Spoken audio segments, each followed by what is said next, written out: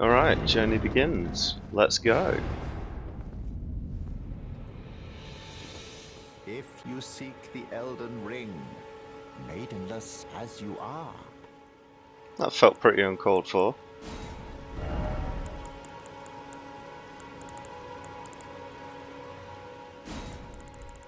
I remember activating this thing and thinking I was being super helpful. I hadn't even got a fucking clue what it did. I think I was like, I don't know, quarter of the way through the game before I figured out that these led to dungeons.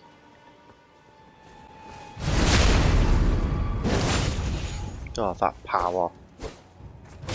The power.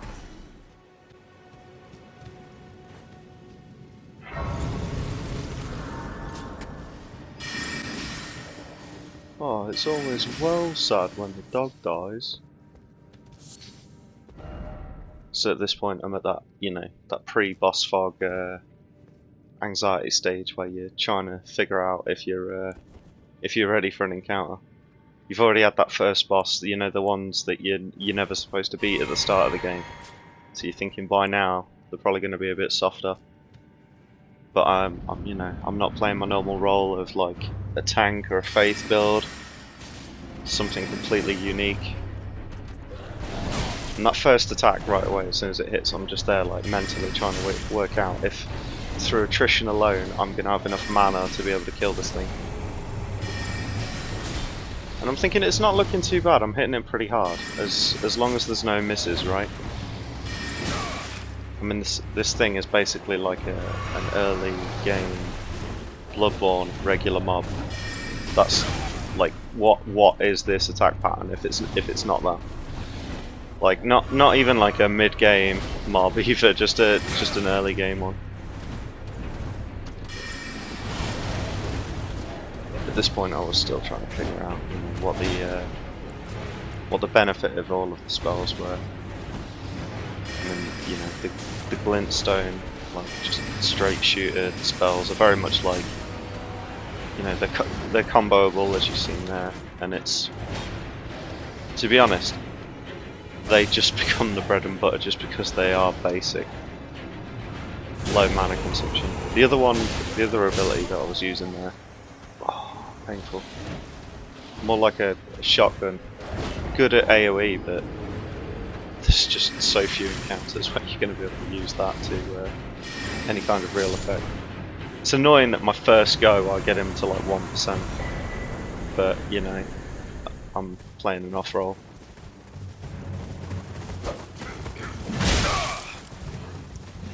You might be thinking to yourself, oh, you've really got yourself into a jam now, Billy, but this was actually me legitimately seeing if this spell was going to be worth using ever, because I thought if I'm going to do anything with it, it's got to be a big AoE pull.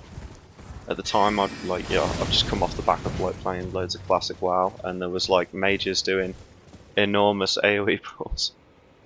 Really enjoying the corpses here.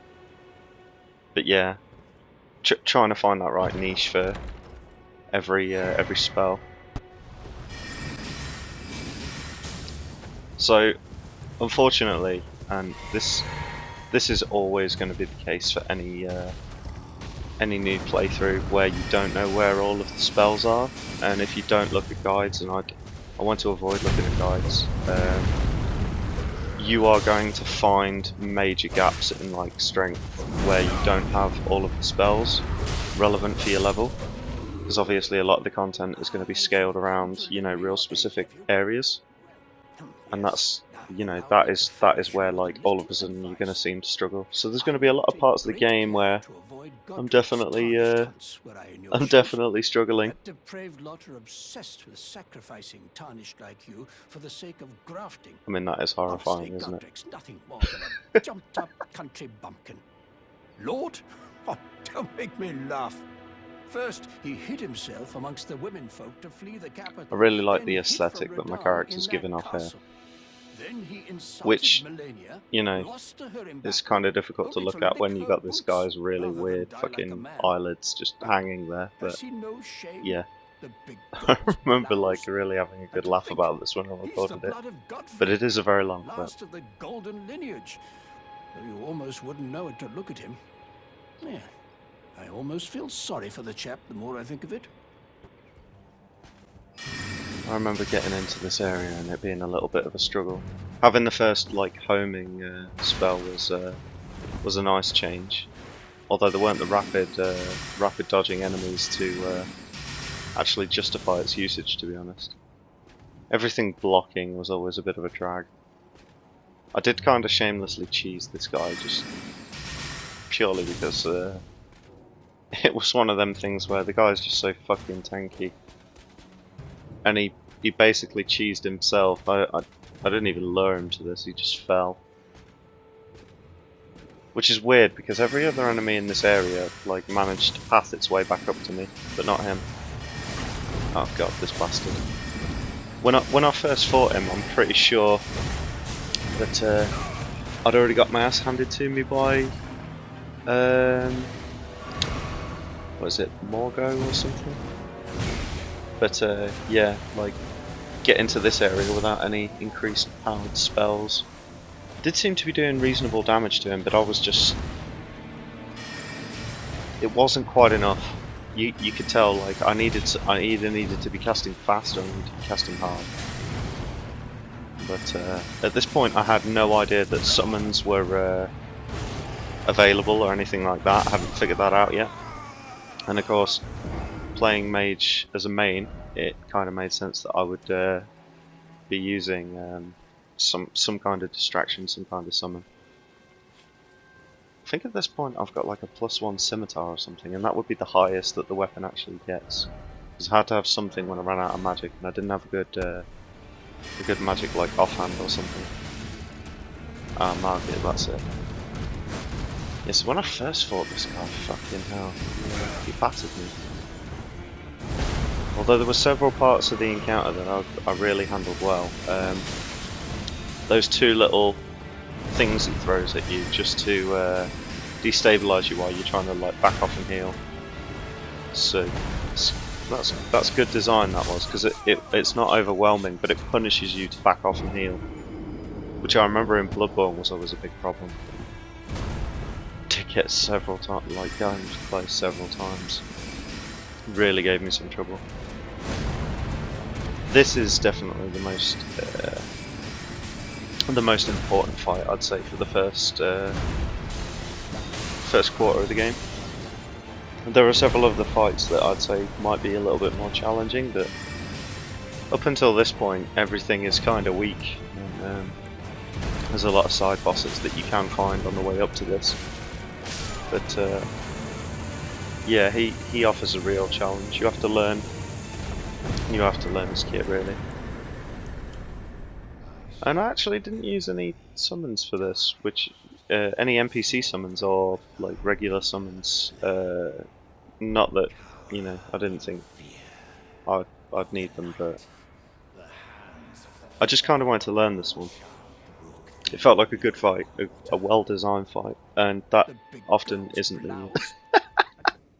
I forgot I'd put that in. That often isn't the case.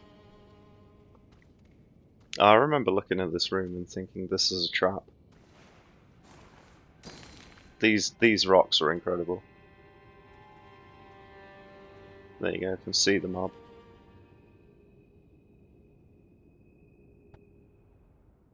And then I move and then it just goes black anyway. So I'd almost found a cheese, but it just automatically blanks the screen anyway, so like the trap is just still sprung. It's funny because I didn't even know that was going to happen. It was just complete chance. But any dark areas, I'd like literally always throw those stones down, so I got a good idea of what's going on.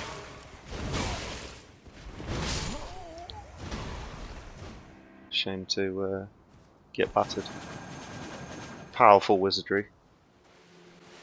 But just to be clear, I'm not a super powerful wizard here. This part of the clip is sped up. So think at this point I'd started involving Luke into some of the journey.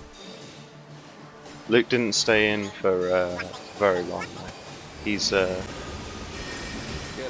He's not actually really doing a lot, to be fair. hard is he? What the stuck fuck? and couldn't progress through Yeah. through a very early part of the game.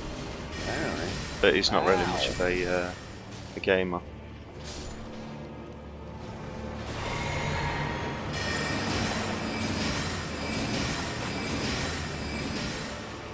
At first I wasn't sure about inviting anyone into the game and that, but there's a lot of these world encounters, it turns out, that just repeat, so it didn't really have any downsides, because ultimately you're gonna have to do these fights several times over. The downside, or the upside, depending on how you look at it, to having someone co-op in your game is obviously the PvP that comes with it. To be honest, I found the PvP was a bit. It's not that it was shit. It's just the fact that it doesn't really favour the invader, and it's not really because it doesn't favour them. They always resort to ridiculous tactics, and they're just trying to inconvenience you. So it's a bit lame. Ah yes. So I deleted the wrong part of the clip, and the footage of the actual fight is gone. I can tell you that I did use, I think I used an NPC summon to help me with that. I'm not sure I'd figured out regular summons yet.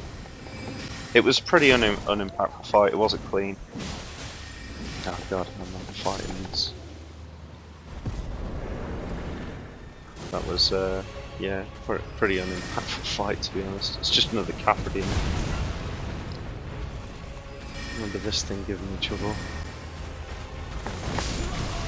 Every attack one shot. That was the only reason why it was trouble. Try going, in that case, try going to the witch at the table, the round table. Because she has one in stock. I mean, not in stock, but she has one in stock for me that I'm not allowed to buy for some reason. I'm not, and you are. Mechanically, it's not too difficult, but it didn't matter what stage of the game I was at. I always remember this thing being able to one-shot me if it ever hit me. It's just an unfortunate part of the glass cannon mage build. Oh good, I've got teleporting zombies. What I wanted. I think by this point Luke's separation anxiety was starting to kick in because I was playing something else without him. So he just has to sit in the party even if we're not playing anything together. It's pretty pathetic for a grown man, really. Yes. Die. Alright, I'm gonna help anybody. Well, you know.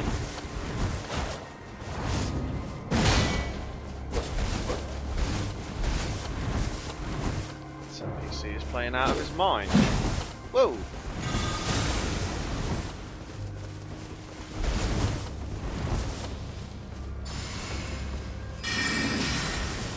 Got the sword out. Ashes of War, sword bennets.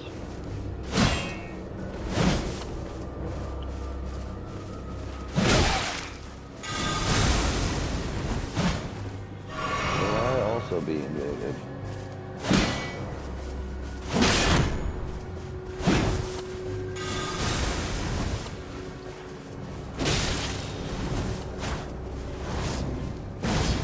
Nothing that really I need to do. So I'll do that. Explore more.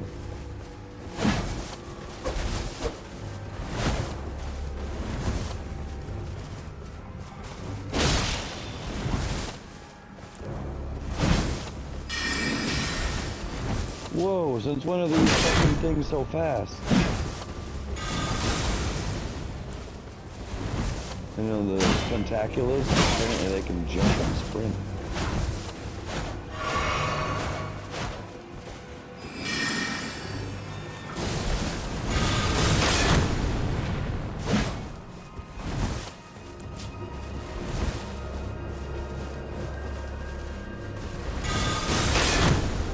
You motherfucker.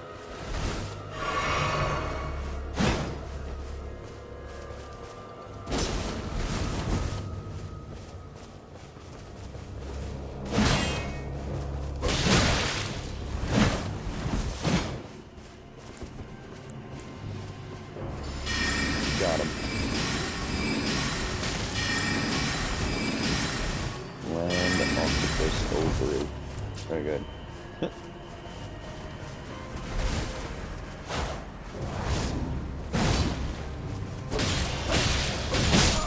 No! Ain't that just the way it goes sometimes? I love that they're trying to keep that as pure as possible. I love when the NPCs give you an actual, like, real fight, and it not just be 100% to 0 Zug, but the mechanics of that bubble. That, like, you obviously seen me cast it in the previous clip, but I really enjoyed the way the mechanics of that worked. It very much was a useful tool throughout all of my journey. By now, obviously, I've found a few different spells to aid me in getting to try some things out. This is where I hit a bit of a power spike actually, because between getting like great Burnstone Shard and like having a few of these other options, I'm not like completely trapped in a build that's you know, like level 1 to 5. Start to really feel the power spike of some of the items I've got. Because obviously to compensate I was just pulling loads and loads of points into intellect. And instead now I've got access to a load of spells that have scaled quite harshly.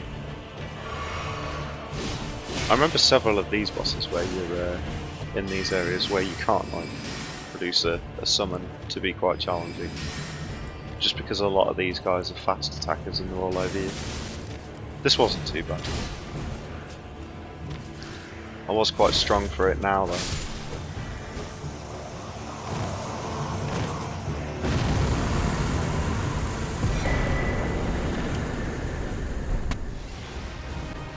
So this next boss I actually ended up doing with Luke. Which is fine, because I don't think this is much of an iconic boss, to be honest. In fact, this when I looked at the stats, this boss was still very much in the spectrum of bosses that most people had killed, so not really too challenging. And I was actually quite surprised how tanky this boss gets by having another summoner. I think it might be because Luke's quite high level, but yeah, nothing super duper complicated here. Nothing we haven't seen before in a previous Souls game. Does hit me very hard though, just purely because Luke's in. So as you can see, I've already got that spell. I think that's because I've already beat it, like, for me, and then this is me helping Luke beat it. I can basically block everything. That's a good little spell. That I love any spells that have like a really long range. It was some nice versatility to the kit, because being able to engage at a long range with a like high potency spell meant that I could deal with certain encounters that I just wouldn't have had a chance to beat in the open world before.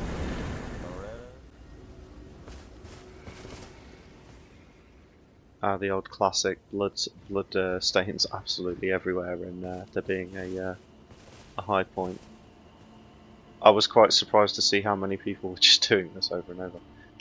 That double jump with the horse is like really misleading, with the fact that it can just get you killed. Here are the most pointless enemies in the game. I don't think there's ever a point where these guys are particularly strong. I'm not even sure why they're in that area.